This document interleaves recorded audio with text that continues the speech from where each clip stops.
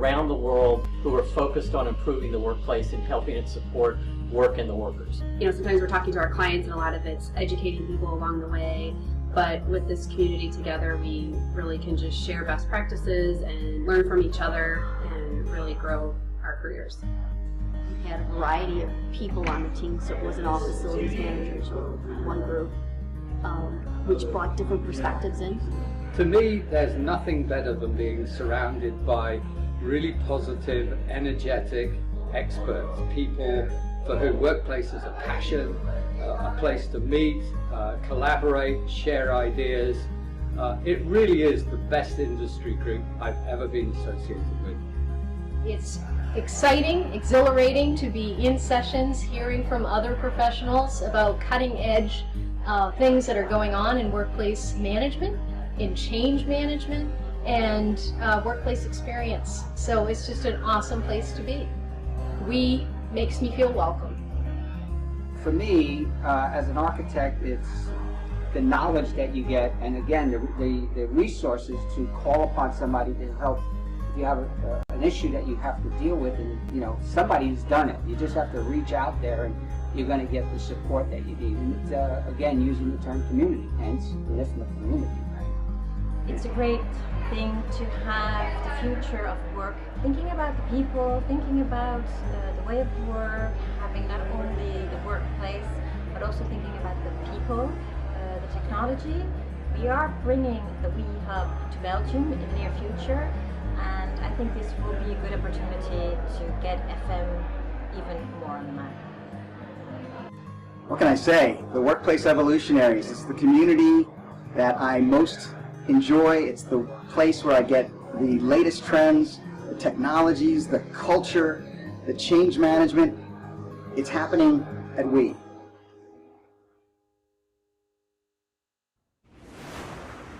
Hi again. You probably have no clue where I am today. I mean, I could be here, or I could be here, or I could be here.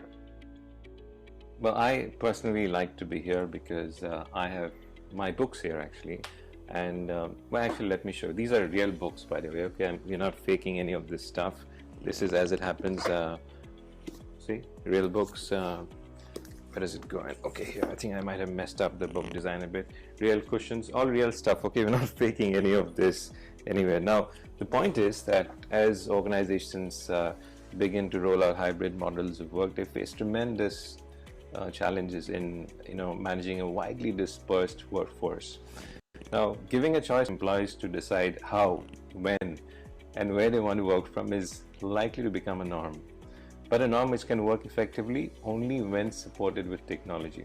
Now, technology that allows employees to book seats at the workplace, technology that ensures the health and safety of organizations, of the employees, and a lot of other stuff which is actually probably getting invented as we speak.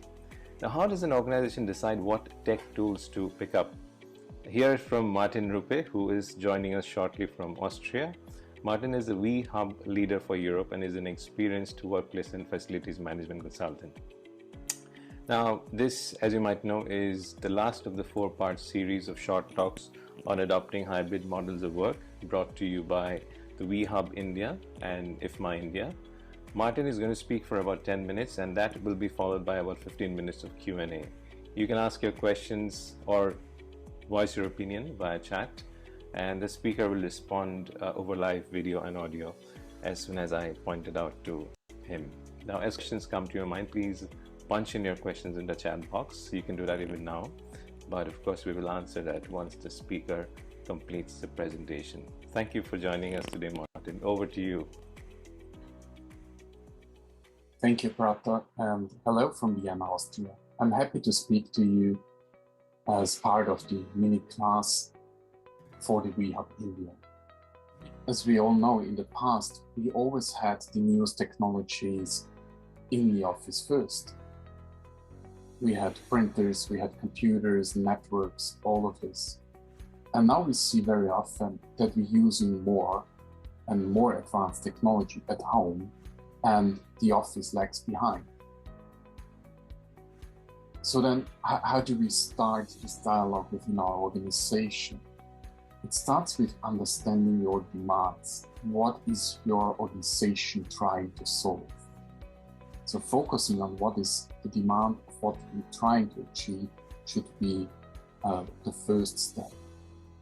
In Katie Buckland's masterclass about crafting the right workplace experience, we heard her speaking about 6 workplace experience essentials. And most of the 6 points we can also use to map on the discussion of technology. The first point, she said, strategic alignment. So the technology should support your business goals and strategy. The second point was people centricity. So it should engage and empower your employees to be more productive. Also listen to your employees because they know the pain points within your organization, and get them into the discussion.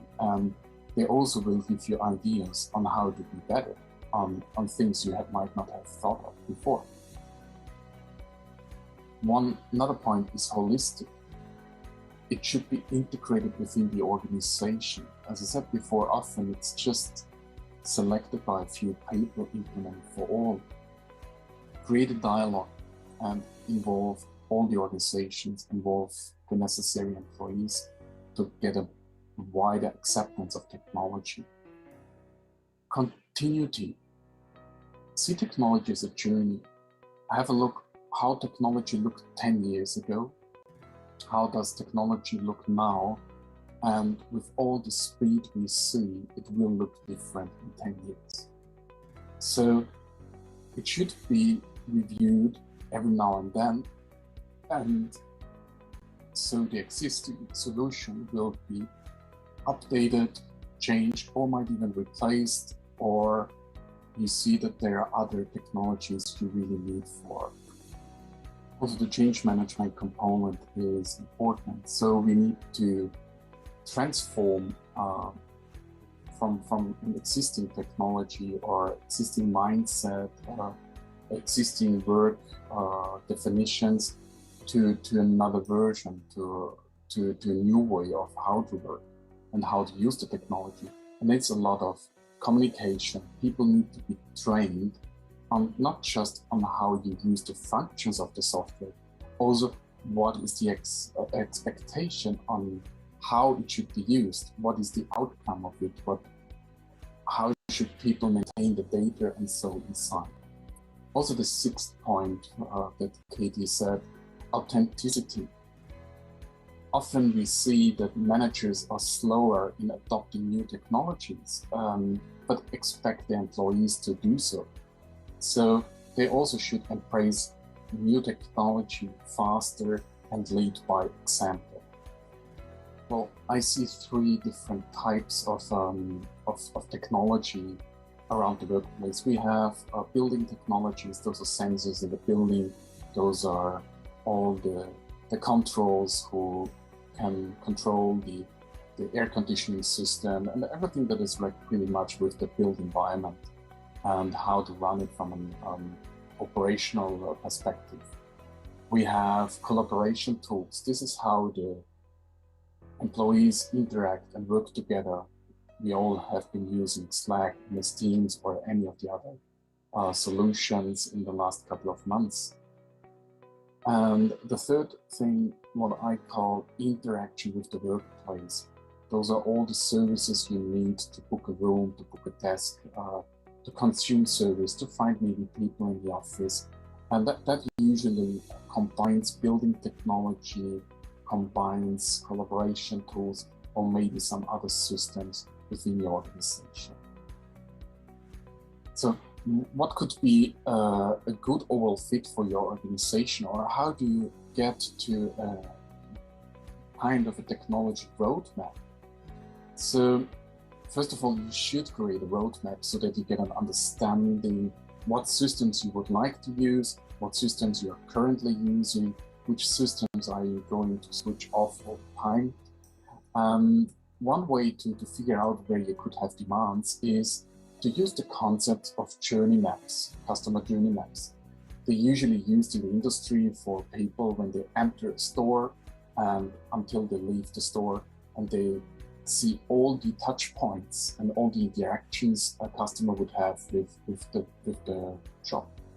You can use the same concept and see what's happening from the decision when your employee decides to go to the office and find a desk, and you segment it in all the different parts he has on the way to your office until he starts working.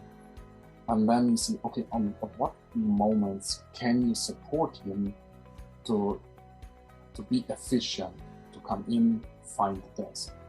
You can use that for nearly every sequence they would do in the office. Maybe how to organize collaboration space, project space, and how all those components put together, and see how many different systems has the employee to use, how many communications with different departments do they need to run to organize that space.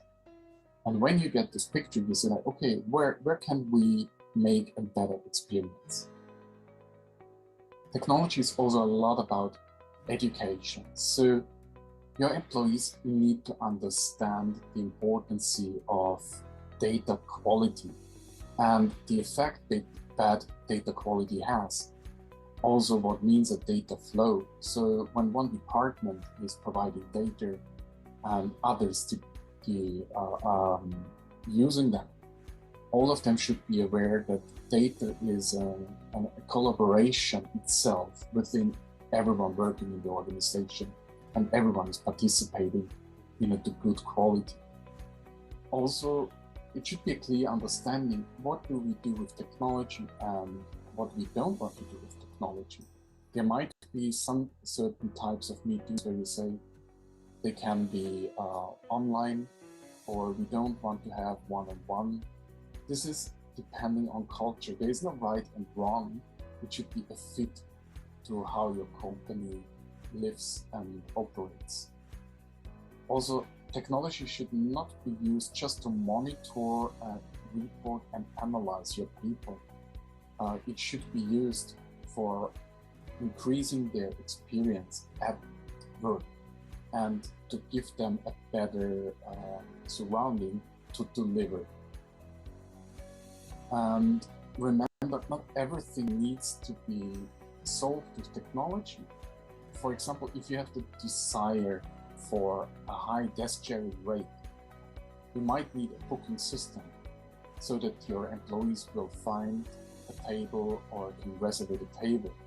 But on the other side, if you can ensure that your organization and its people come equally distributed on all days within the work week, then you don't need a booking tool, because you will not have the need, because everyone will find their space. Technology implementations, especially if they get larger and longer running, they tend to fail and to overwhelm people. As a dear friend once said to me, if an IT project is planned of a duration of 12 months or longer, they tend to fail most of the time. So try to make smaller implementation steps, like an agile approach, where you deliver smaller pieces but faster, and not trying to prepare everything for a Big Bang scenario.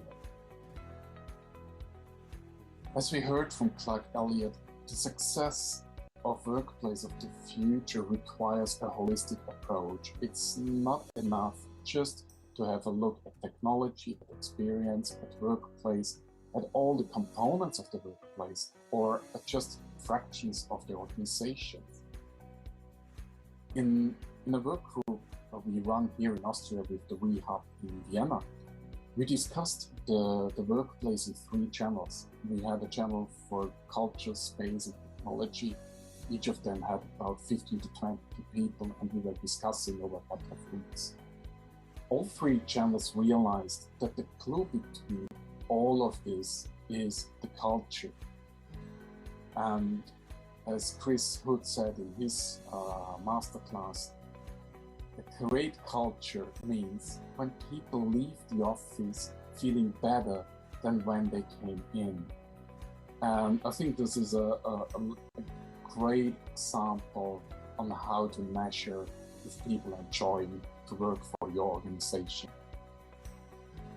So changing from an organization towards a more hybrid organization and technology, on a higher level of technology, will have an impact on your corporate culture and on your people and the way how you work.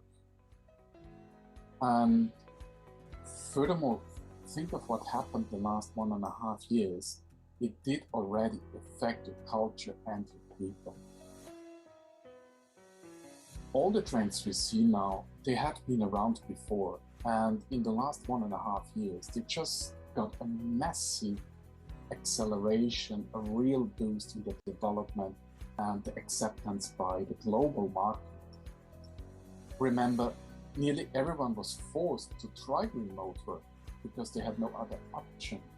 There was no other way for most.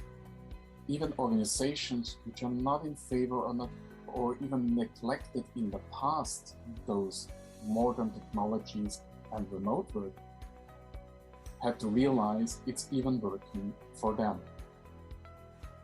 As we all know, the Austrian-American management consultant Peter Drucker, with many of his famous and often stated quotes, one we all know for sure is "Culture eats strategy for breakfast."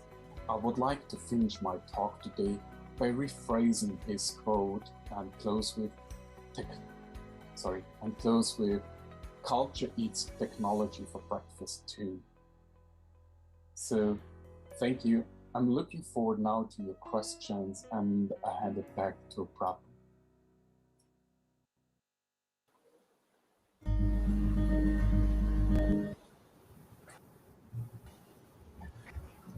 Culture eats technology for breakfast. I mean, I really love that. Martin, you might just have, I think, coined a brand new phrase, I think, out there. It's going to become famous now. I think it is so true, actually. I mean, some of you in the audience, you might have just finished breakfast. Some of you might have just finished lunch. We're all in different time zones, but I think we're all connected through technology because there is some element of our individual culture that is common between all of us. And some element around the workplace of the future, I think. I think this is probably what you were referring to, Martin, when you said that culture is the glue. Very, very well articulated, Martin. Thank you so much. Thank you so much. And those in the audience, workplace evolutionaries, or we, like as we call it, works somewhat like that. The glue here is a passion for workplace transformation. It does not really matter what is your background, but if you have an interest in workplace strategy or workplace of the future and issues around it, you are most welcome to join we. I mean, please do visit www.ifma.org for membership details.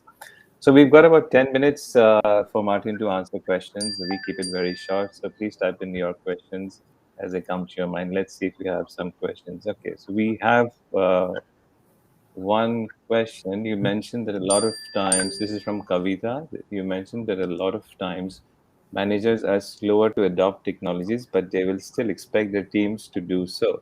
How can we help managers adopt the right mindset to be forerunners in this hybrid environment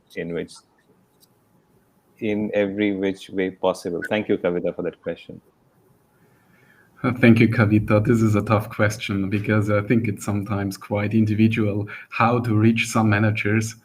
Once a manager is open to change, then it's easy. And what I realized when trying to educate people more on the usage of technology, don't blame them if they don't get it right at the first run. And even if you have to try to tell them 3 times or teach them 4 sessions on how to use it, at some point people will understand. And once they lose the fear and they're not afraid to make mistakes, they will be more open up. And it just should be very easy to ask for help for everyone when they don't know about technology, and never give the employee or a manager the feedback, they haven't understood the first time, they should just repeat it until they manage to do so. And don't blame anyone if they are faster or shorter learners. Thanks, Martin, and thanks, Kavita, for starting off questions. We have more questions coming, but I had a question to ask you, Martin. You mentioned that everything does not need to be managed by technology, and I think I saw. Yeah, I can see you smiling. I saw a twinkle in your eye, I think, when you said that. I mean, do you often see cases where clients actually buy a piece of technology because they found its features were very appealing, and later found out that it does not fit in holistically to a mission? You use the word holistic, to a mission that they wanted to achieve. Does it happen? I see it more often than I would like to say so. It happens very often, and it's usually they install it. Nobody's really responsible for the tool afterwards. And so there is so many levels where it usually goes wrong. And yeah, so it happens far too often.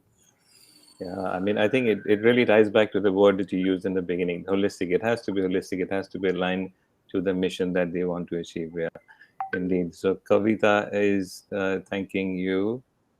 There it goes. Thanks, Martin. I think she's happy with the answer. Okay, so we have another question. This is from Moon.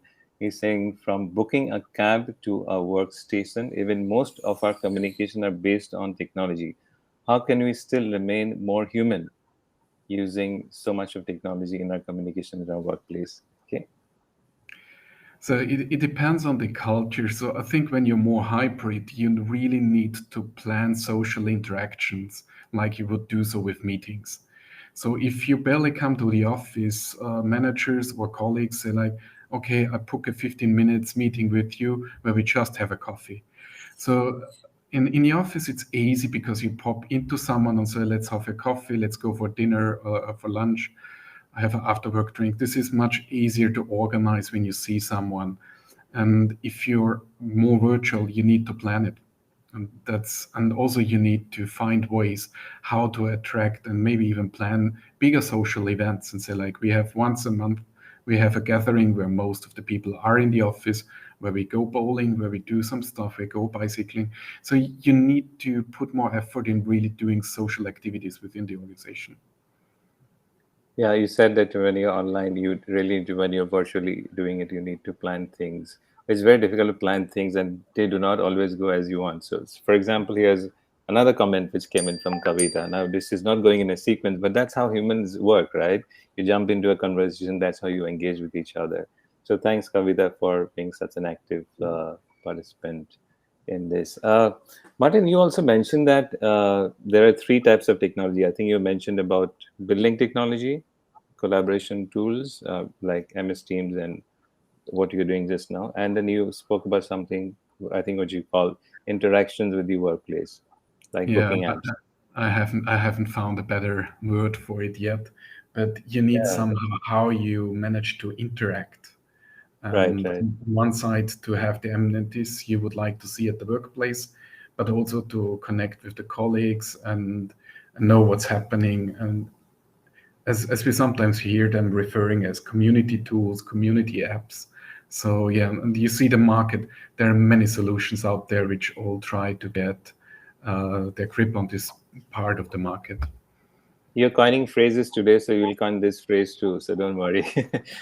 You also indicated that customer journey maps is a very effective tool to find out what people really want, and then use, I think, a mix of the 3 types of technology to improve their workplace experience. I think you use the word workplace experience. The good thing. Is this something that clients can realistically do themselves, Martin, or you think they need help there? Yes, so it is actually a very simple approach how to do so. You just think what happens from A to B and what happens to an employee in between, and you try to draft that down. That every organization can do that by themselves. But I can also recommend sometimes to use consultants for this, because sometimes you would like to have someone questioning things. And if you're, like, as we say in Austria, you're boiling your own soup all the time, you might not see what's possible if you're always too focused on yourself. So sometimes the perspective of someone else helps you to question and to think about it. And that also is a good approach. So you can go both ways. Right, right. I did not plan to say this, but I think it's very pertinent to say that it also means that the kind of people who are involved with we, these are the right people to get in touch with. We, in fact, it's like a, I think, the most progressive industry group, which is a collection of people who have been, I think, leading the workplace transformation revolution, so to say, for many, many years now.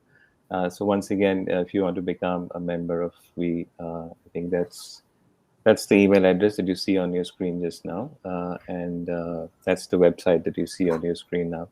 We actually promised to keep this very short and sweet. I know people have difficulty in attending longer programs, so we kept it very, very short. I think just before we end, we have about 5 minutes to go. I just would like to mention to you about a program which is called the Workplace Strategy and Leadership Program, or the WSL, which is like a very exclusive program from Workplace Evolutionaries to prepare managers and leaders for the future of work, so to say.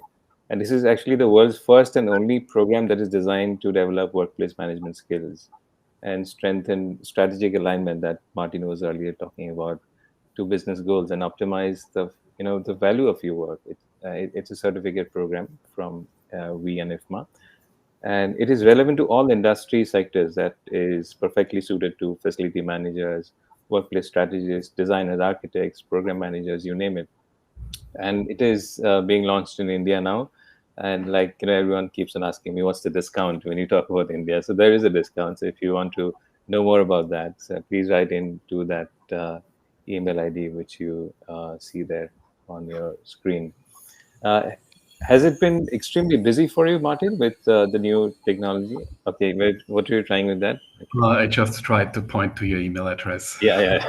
Thank you. But then it's all like the video is mirrored. Yeah, so technology right now, it's we currently run here a project with sensors to really understand our meeting behaviors. It's so much out there, and it's really hard to keep an overview of all the technology which is around right now. So this is, and as I said before, it always try with technology to solve organizational problems. So it should start the other way. Yeah. Okay. With so much of new companies who have come into the world in the recent, I think, 12 months or so, people, launching booking apps, people launching health and safety apps, all different kinds of apps. I'm just thinking from a company's perspective. I'm a corporate real estate leader. How do I make sense of this? How do I decide? Because there's no rule book now to decide which one to pick up, Martin. Well, if you're a big corporate, never forget startups are fast in development, but they're usually a little bit weaker in the beginning in project delivery, and most of them don't understand corporates. So be careful with startups. They are great. They bring fresh blood into your organization. And with all these different solutions, you do not want to end up with 20 tools which are perfect in doing one thing. It's important to really find out where is my pain point, try to solve this one. And also, this is more like technology, more deeper than I wanted to say, but also think about the data flow. What is the data flow within your organization? Where do you need to transfer data? If the data from one app solution does not need to be distributed with your organization, then it can be a cloud solution with no interfaces. That's fine. But you have to understand what are the data you would like to work with, how are the flow with the data, and that's what you need to consider also when using multiple different tools. Thanks, Martin. I think we have nearly come to the end of our promised 30 minutes. And with this, we actually also come to the end of our 4-part series on the adoption of hybrid work. But we do promise that we'll be back with more similar series in the future. And those who registered for these sessions will receive an email explaining how they can download a certificate for having attended these mini master classes. And those who did not register can still get a certificate, but you have to watch the videos. And we will put up the recordings very soon, and we will tell you how to watch the videos and then download the certificate. But before we go, you must also admit that this would not have been possible without the support of IFMA India and the support of the global leadership at WE.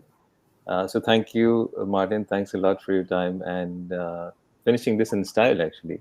And a huge thank you to everyone in the audience for giving us your 30 minutes. Bye for now and see you soon. Any closing remarks from you, Martin? If you're interested in the workplace joy, you will not regret it. This is a fabulous network, and as we said, the clue is the interest for workplace. We concentrate what brings us together and not where we are different. And it's inclusive and it's a great network. So I can only welcome to join WE. Thank you. Thanks, Martin. And bye for now. Bye, everyone. And have a good rest of the day. Bye.